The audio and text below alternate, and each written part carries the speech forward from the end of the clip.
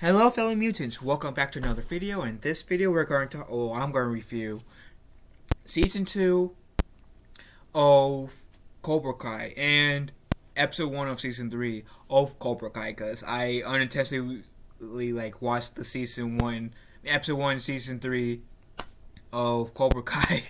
I didn't even realize I was watching the first episode of Season 3 of Cobra Kai, but this show is great. It's really hard not to want to binge watch this show. It's really hard. Because it makes me want to, since the episode seems like it's flowing. So, season finale of Season 1 and the season premiere of Season 2 felt like it flowed. And then, flow together pretty much. It felt like the same season. And then Season 2 finale of Season 3 season premiere. Oh, it was so good. So Season 2 is practically Cobra Kai and the Miyagi studio are still pretty much at war with each other, practically. Daniel tries to have this whole high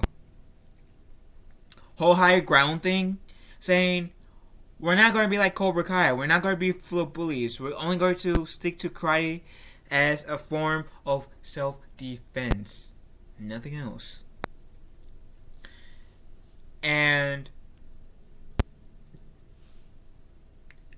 Johnny is trying to better Cobra Kai.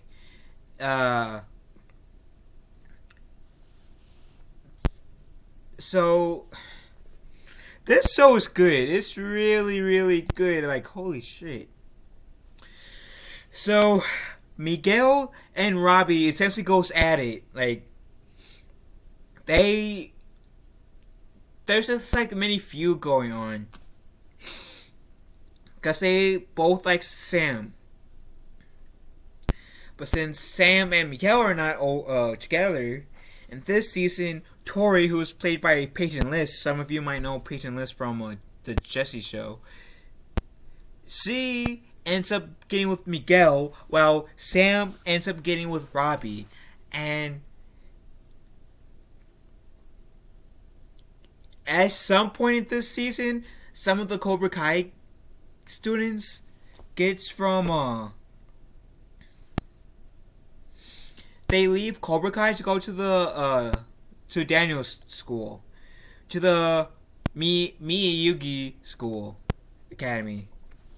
And it's cool to see how Johnny and Daniel still are butting heads, but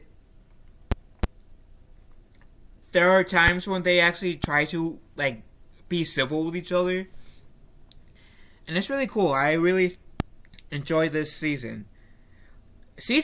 Episode 10, the season finale of Season 2. Oh, I should go back to episode 9. Sam and Miguel had a moment where they kissed. Tori saw. So, in episode 10, Tori calls Sam out for having that kiss with Miguel. And there is this epic school fight between the Cobra Kai and the Miyagi. I'm sorry if I butchered your name, the name of the school. But those two schools go at it, and karate schools go at it in the school. And it's not 2 minutes, it's 3, 4, 5 minutes straight of action, and all because of the kiss Sam and Miguel had. That's literally what caused the fight. That kiss between Sam and Miguel. And Tori couldn't let it go, so she was trying to beat up Samantha for kissing her boyfriend. And I was like, ooh, oh, and I was stressing it too, oh, shit, oh, snap, I was stress eating peanuts.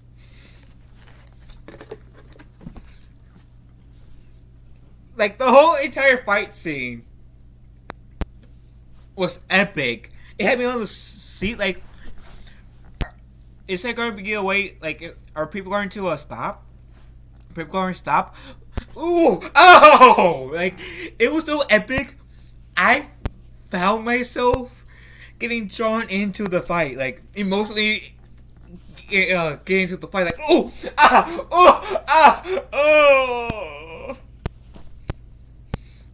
like holy crap, like seriously.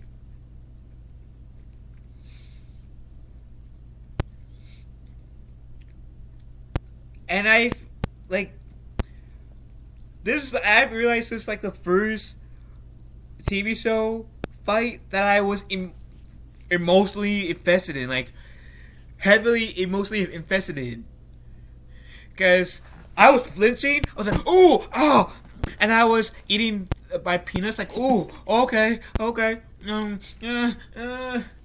holy, like I was emotionally invested, and yeah. And so, Sam ends up beating Tori, but she tries to do it the honorable way. And she was more honorable than Tori, because Tori fought dirty. So now it's Miguel and Robbie still fighting. And Robbie kicks Miguel off this banister thing.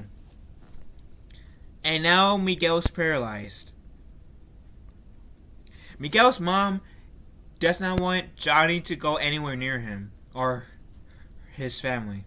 Like, him as in Miguel or his family. So that's how the season 2 ends. Season 1 begins. The season 1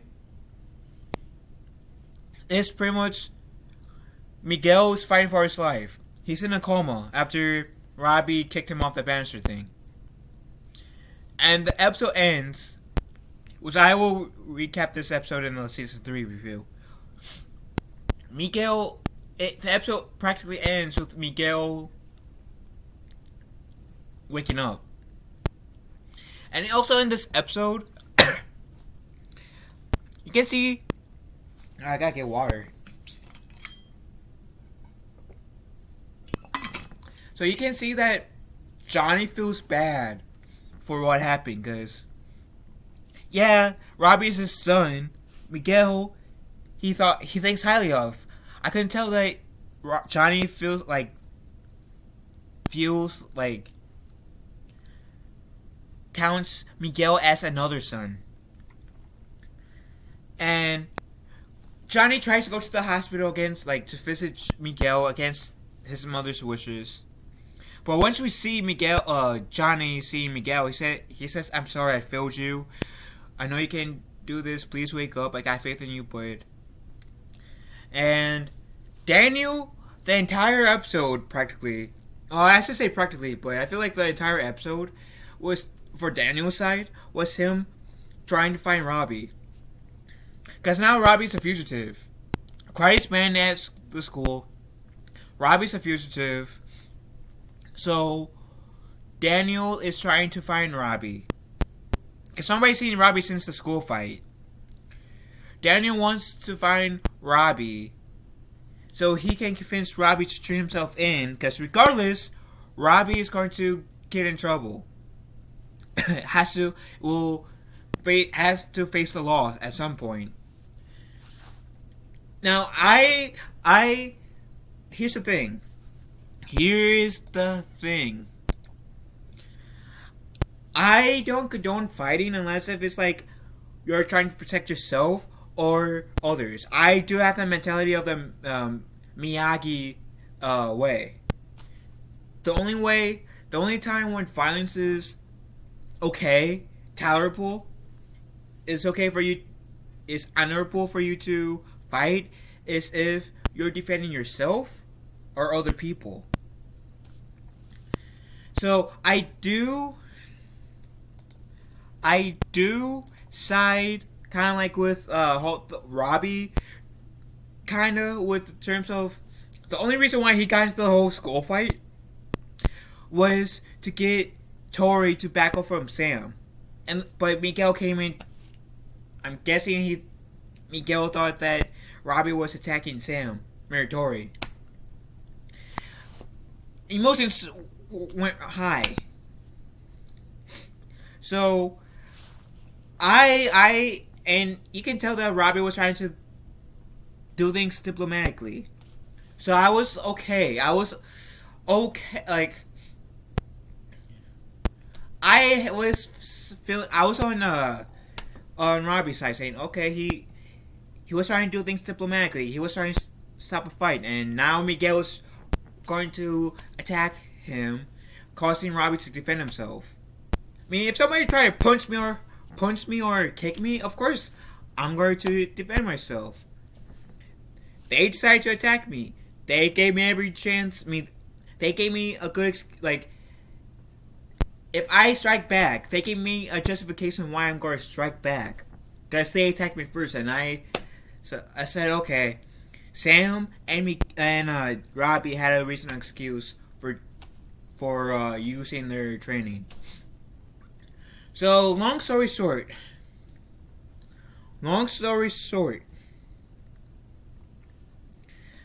for Robbie, like, and this is how Miguel gets into a coma in a hospital.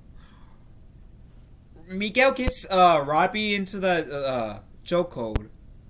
Then once Miguel has those flashbacks of what Johnny said, he lets go. And Robbie takes the opportunity. Was, like I said, I'm still, like, even though, Miguel let go was the right thing to do, I tried to put myself in Robbie's shoes as well, and yeah, he was the fight or flight instinct. So Robbie was, he did not know whether or not Miguel was going to attack him again or not. So what did Robbie do? He took that advantage. Once Miguel let go of that chokehold, Robbie went over and did one of his karate kicks. I think it was like a side kick. Miguel off that railway thing, which is how Miguel got into the coma that we see him in episode 1 of season 3.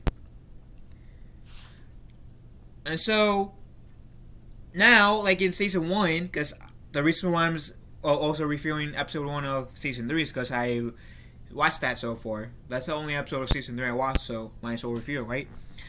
So now Robbie is missing. Nobody knows where he is. Daniel's entire thing in this episode is finding Robbie.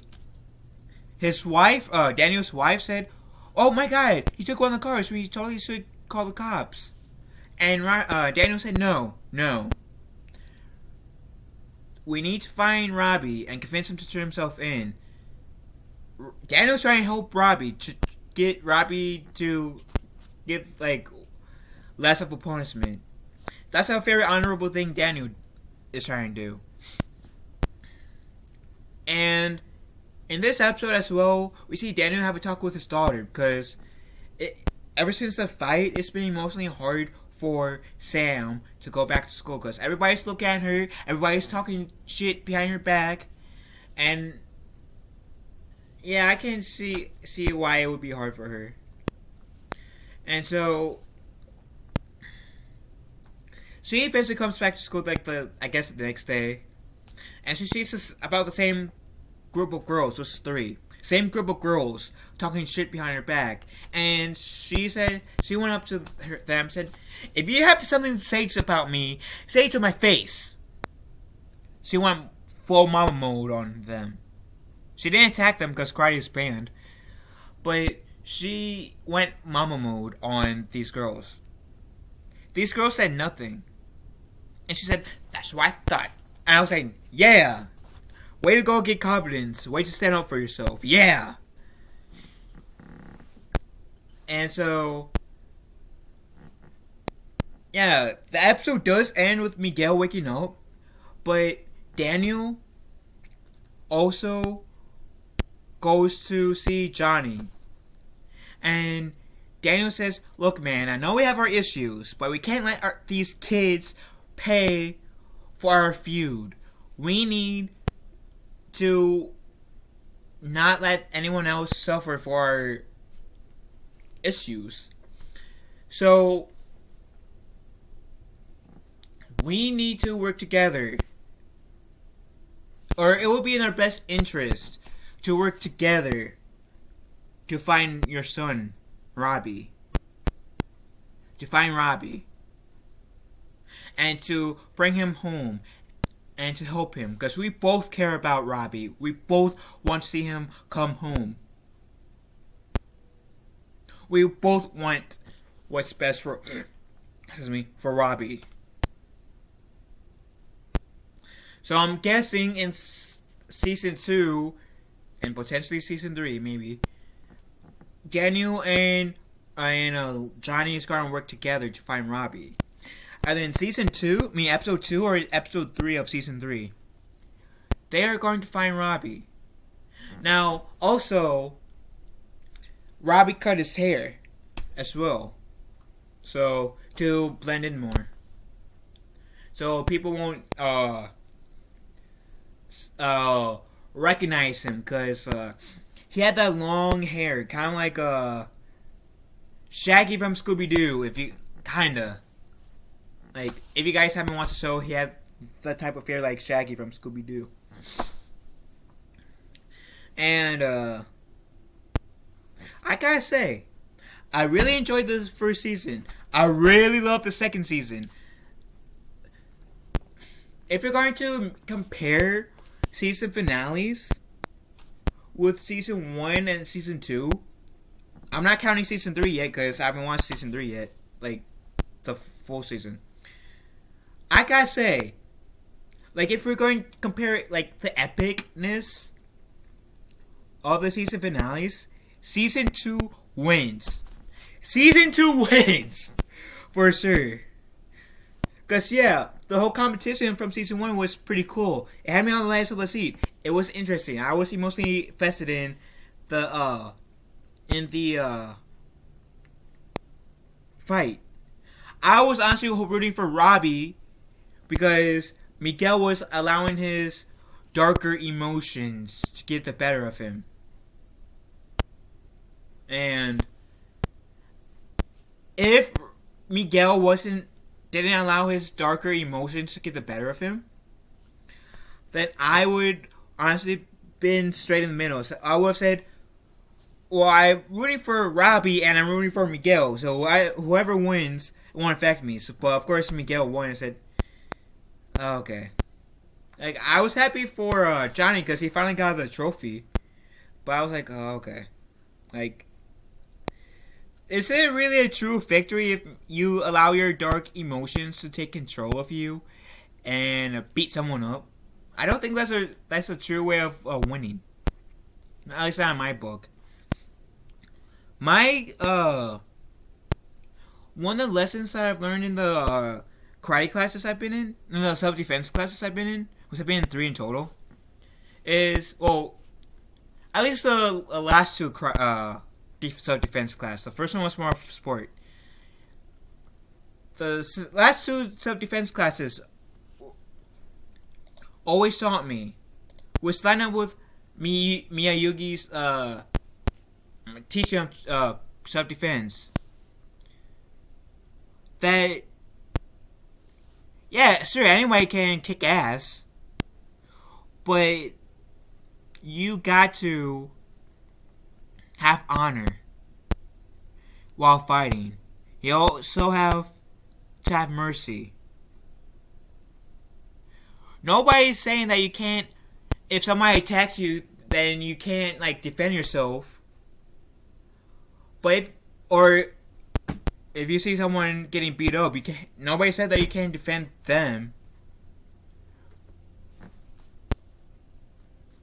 But you gotta fight with honor and restraint, self-control, and that's what Miguel did not do, and that's why I was rooting for Robbie in the tournament.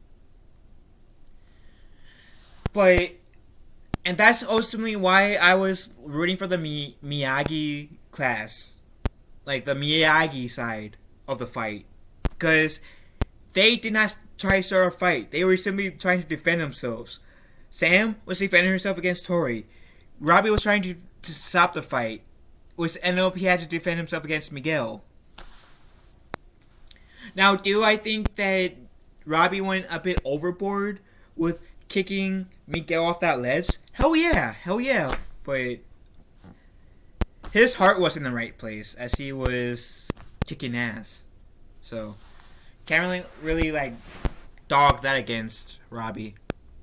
But yeah, I'm guessing within like the second or third episode of Cobra Kai, Johnny and Daniel are going to find Robbie.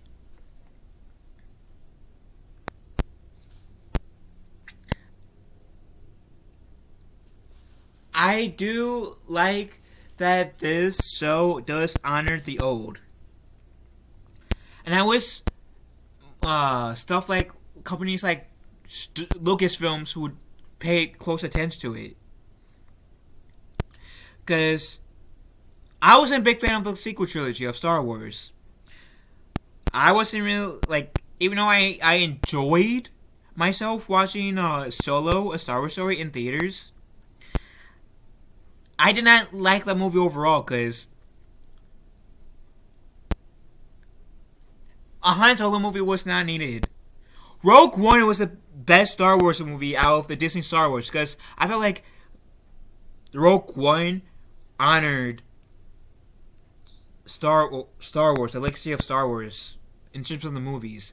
And shows Clone Wars Season 7 and Mandalorian are really good. So I wish like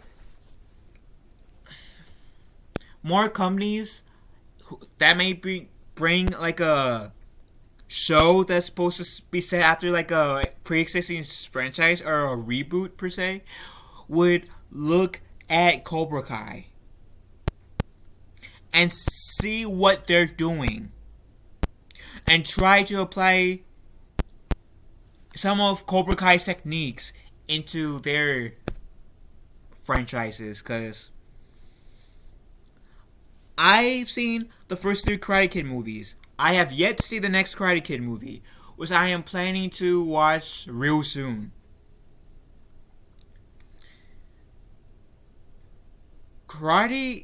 This honors the lore of Karate Kid. And I like what came before. And even though Pat Morita, which I'm looking at IMDb right now, except I'm saying his last name, Morita, which I apologize if I butchered his name, who played Mr. Miyagi, even though he's sadly no longer with us, rest his soul, he still has a pretty strong presence. I know I said that in my Season 1 review, but even in Season 2, he still has a pretty strong presence in here. Daniel was trying to honor what Mr. Miyagi taught him. And I like that. I think that's respectable.